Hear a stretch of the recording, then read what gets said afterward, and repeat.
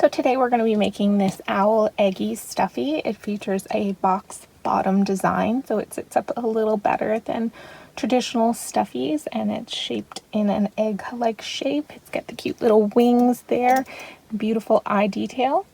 You can make this stuffy in 3 hoops if you want to box the bottom corners using the embroidery machine. If you have a sewing machine, you can also do this stuffy in just 2 hoops and box out the bottom either by hand or by your sewing machine.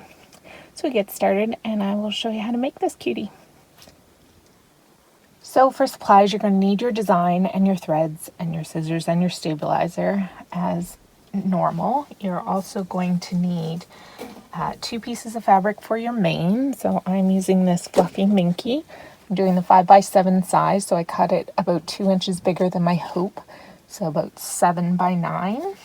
And because I'm using the fluffy fabric, I'm going to need some water-soluble stabilizer. And I chose some fleece for the eye applique. I fused it with some polymesh cutaway. There's quite a bit of stitching under the eyes, so you definitely want some structure, and where fleece is stretchy, that stabilizer will help control the stretch and give you a nice clean stitch out. For the wings, I'm going to use the same as the mane for the back, and then I am going to use a print for both the belly applique and the inside of the wing so it matches. And for wings, I like to use felt in between the layers of the wing to give it a little bit of structure so it stands up, because I don't want to stuff the wings. So I have hoop 1 loaded here, which is just going to be your wings, and step 1 can be stitched directly onto stabilizer.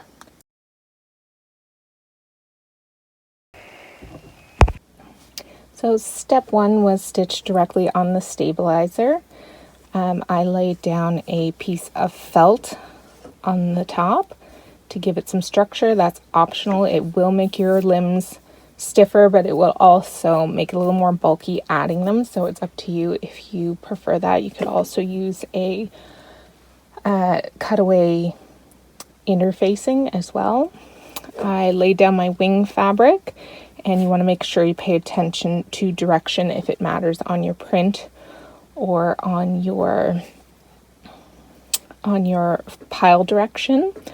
I accidentally thought I was recording, but I wasn't for the first wing, so I just stopped it. I was stopping anyways. I laid my wing the way I wanted the fabric to look, and because I'm fussy, I like my wings to look the same. So I'm going to take my fabric and try to match up the print that is here as a mirror image to the print that is there. So I will be putting that one right about there. So I've cut the pieces in 2. You can just use 1 piece if you prefer, and I did have to manually stop my machine there, but that's just something that I like to do to make the wings look similar, because I like matchy, but you don't have to. So I'm going to go ahead and finish up that step 2 by placing down the second piece of fabric and trying to get it as close to the other wing, and then I will finish up step 2.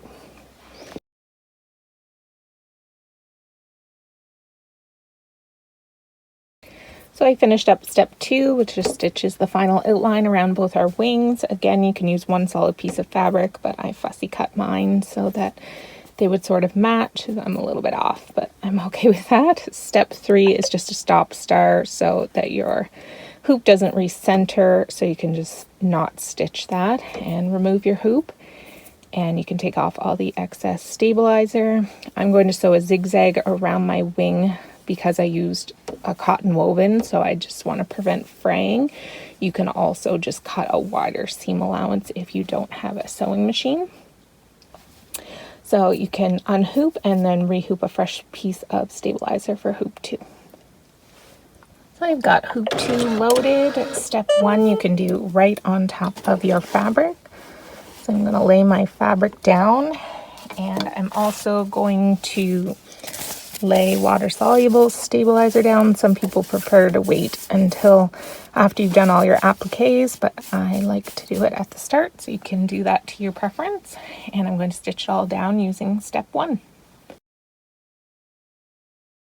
Step 1 is stitched right on our fabric stabilizer and water soluble stabilizer, and step 2 is going to be the placement for our face applique under the eyes.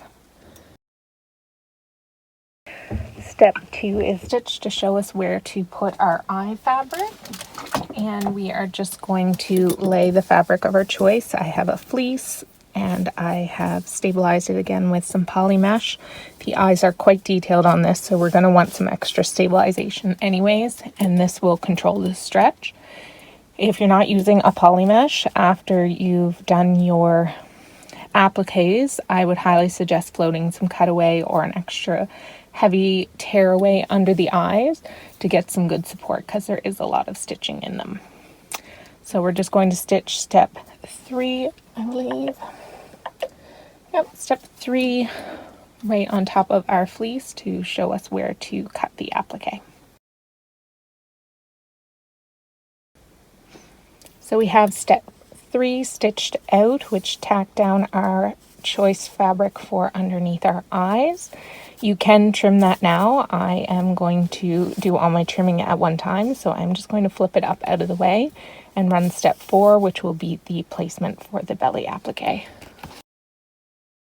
So step 4 has stitched to show us where to place our belly fabric. I'm using the matching fabric to the wing, and I'm just going to place it how I think it would look pretty using the print that I would like. When you're doing these, keep in mind that from here down, so where those lines here are going to be on the bottom of your stuffy to create the box bottom. So you're only really going to see here. So if you were going to add a name, you want it up at the top above those box lines. The same with the print. You want any print that you want to see right up at the top.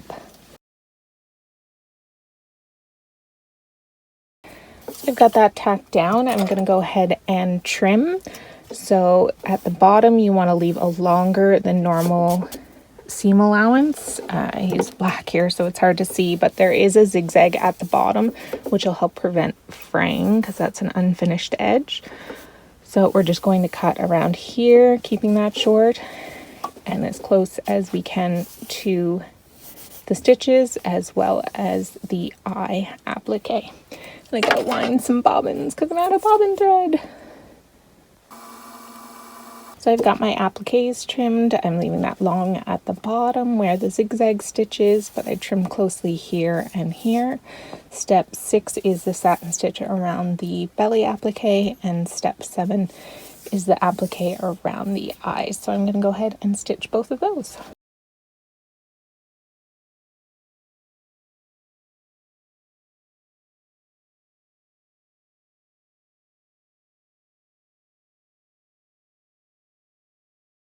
So we've got step 6 and step 7 stitched out. Step 8 is going to be the detail of the feathers over top of the eye, and then step 9 is going to be the beak. So I'm going to go ahead and stitch both of those.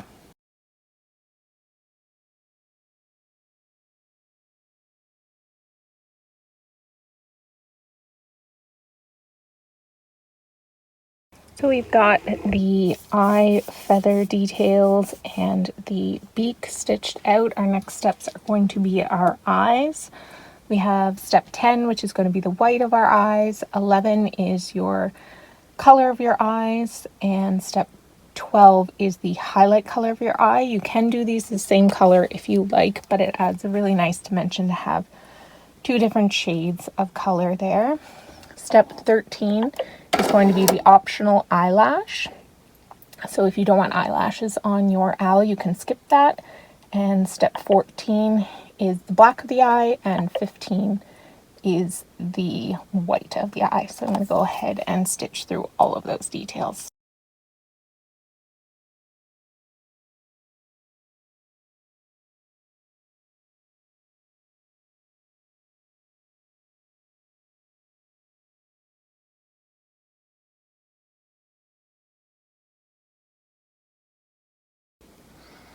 Just want to take a second to show you what that 2-tone color looks like. It really gives some dimension to the eye. I did the lighter green as my first color, which is the main color, and then the darker green as the highlight, and it really just makes those eyes come alive.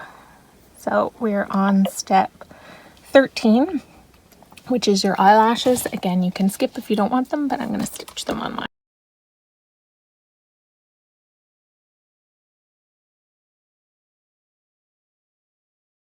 So we stitched through all the details of the face. We're now on step 16, which is going to be the placement for the wings to show us where to lay those down, and then we'll tack them down.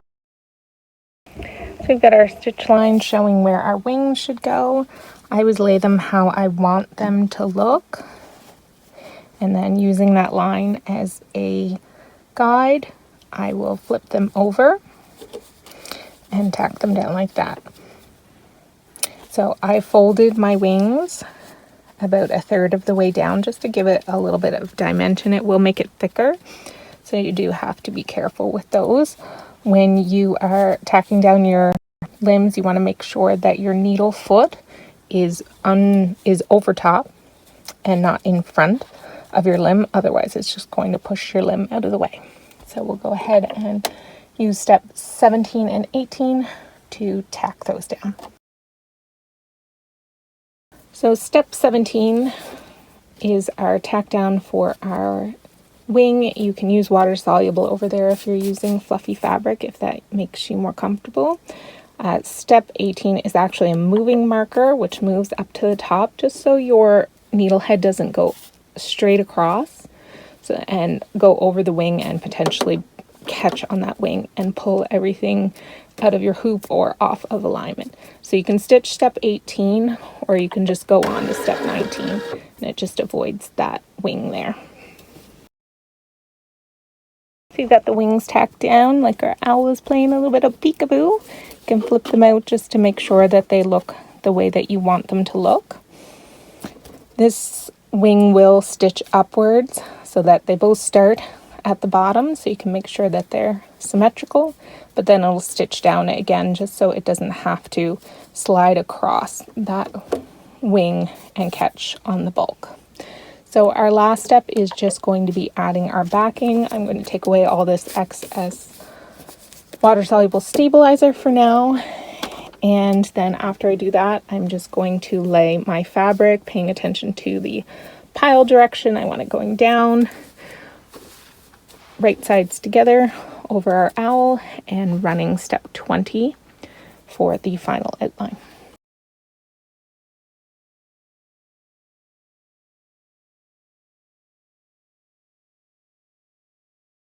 So we've got our final outline done, step 20. It stitches all the way around and then jumps to the bottom, leaves an opening hole, and then another section. It leaves these corners open so we can box the bottom, which we do in the next hoop. So you can take it out of the hoop and trim around here, and then I'll show you how to trim the box corners for the final hooping. So we've got this out of the hoop and roughly cut out. If you turn to the stabilizer side, I am going to remove all of this excess stabilizer, but I wanted to show you before I did. So you could really see there is the notches that we did in step 1 of hoop 2.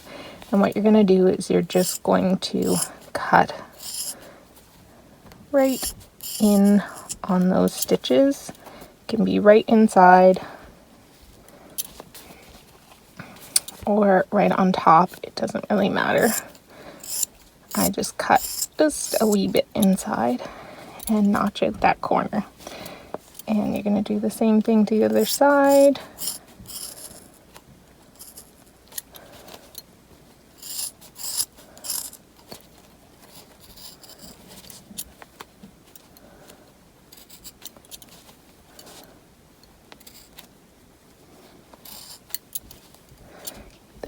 There we go.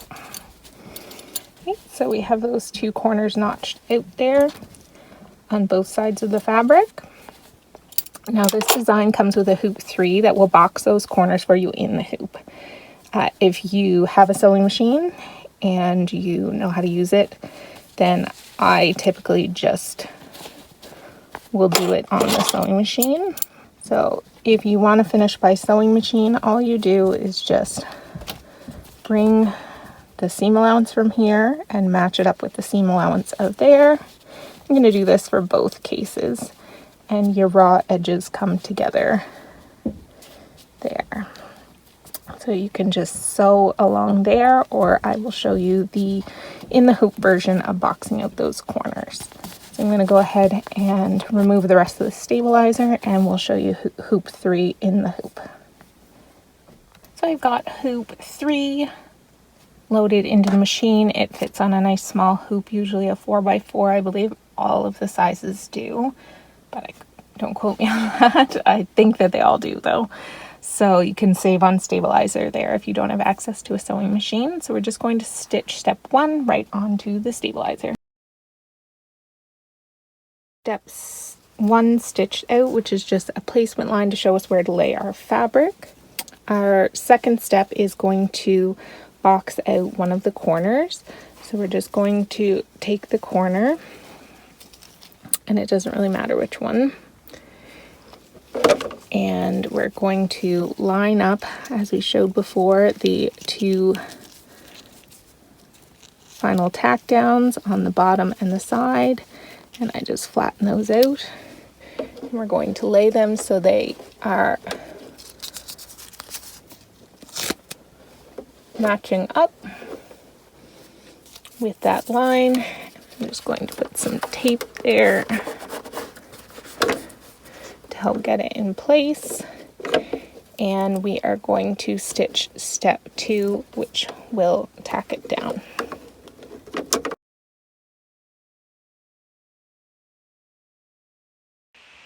To get that first corner tacked down, we're going to take that second corner and do the same thing and lay it over top of the upper line and tack that down.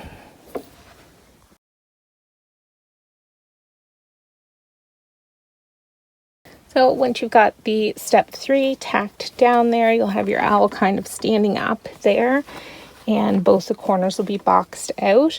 Sometimes you'll get the odd little section that doesn't catch on both sides, and you can just hand stitch that closed, or you can pull the stitches out and redo it if you need to.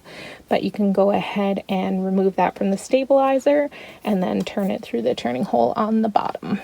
Get her all cut out and turned right side out. You can stuff through the hole opening in the bottom and then close using a ladder stitch, and she's all done.